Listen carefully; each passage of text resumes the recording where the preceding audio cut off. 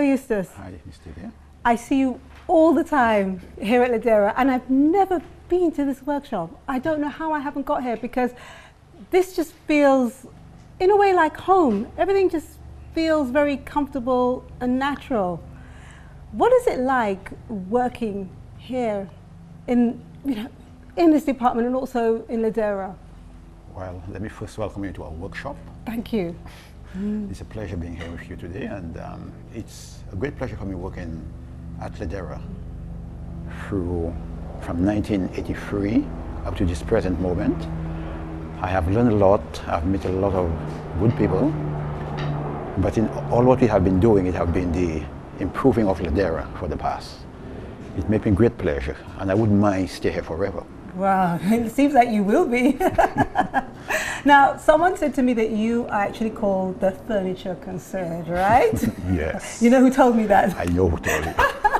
What does that mean?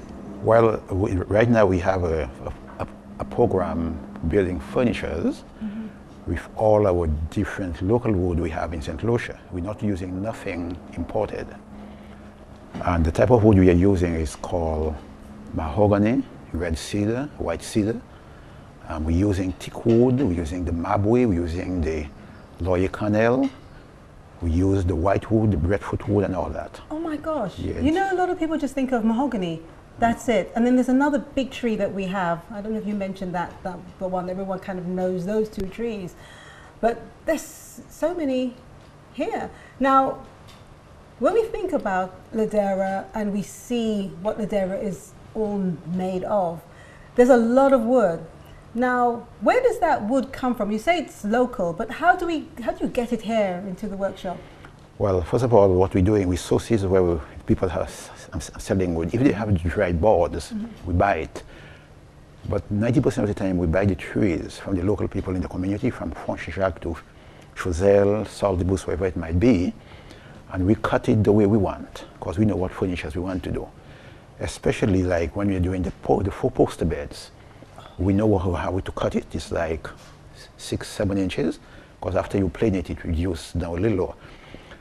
Then we cut it how we want. We get the trucks here with the materials. We pack it into our wood shed, or maybe we have to keep it dry for about 2 years, because if you make furniture and you use wet wood, after a while, especially if you think of imported furniture overseas, it will got damage afterward. So we have to let it properly dry. In fact, first of all, pack it properly, then let it dry properly, and then when you start getting ready to make furniture, you'll know how well dry it is, then you go ahead and match it up. So it's like fine wine. Yes. Now you have different pieces of wood here. Now this really excites me when I see this, because of course I've seen the finished product. Yeah. In the suites, but what exactly is this? Because it looks, when you first look at it, like you've just got a piece of wood and you've just taken dyes of different colors and just colored it. Is that what you do? Well, basically, mostly what you can see there right now, it's mostly scraps instead of burning it. So we invented recently, some years ago, let's do something, and then we decided to do that. All this is the blue maho, that is the red cedar. That is a piece of purple hat, a piece of green hat. We have pitch pine. We have the white cedar. We have a little bit of the bois marron, which is not too common here right now, but we get it in the forest. We have the pink laurier, we have the mabwe, and then we put all this together, which takes quite a bit of time. Yeah. Now the glue we are using to glue that is a special glue we call the Gorilla glue, because it holds firmer than the Elmer's glue. That's the reason if we're going to export this stuff overseas, we have to use the right materials. That's why we use the Gorilla glue. Yes. Yep. So these are all different pieces of local wood with their natural color? That's the natural color. That's the natural color of the wood? That's the natural color. And then so you plane them, I suppose, and you put them together and... Yeah, we plane it together, piece by piece, and then we glue it together, which we use to very long clamps. It depends what we are doing. And after a couple of days, when we make sure that it's properly firm and well dry up, then we take it out of the clamp, and then we do whatever we decide to do, if it's a table or a bed head or a coffee table, whatever. Wow. How long does it take to do, you know, those magnificent 4 posters? How long does that take to put together? Well, due to the fact that we have good tools and we have good craftsmanship, it takes us about a week. Wow. Yeah.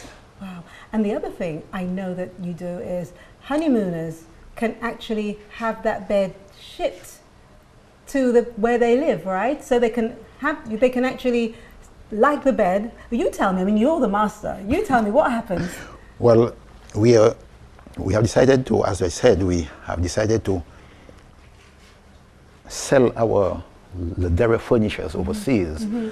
So, first of all, with the poster bed, we have to use the lift right here. We have to turn the wood right here.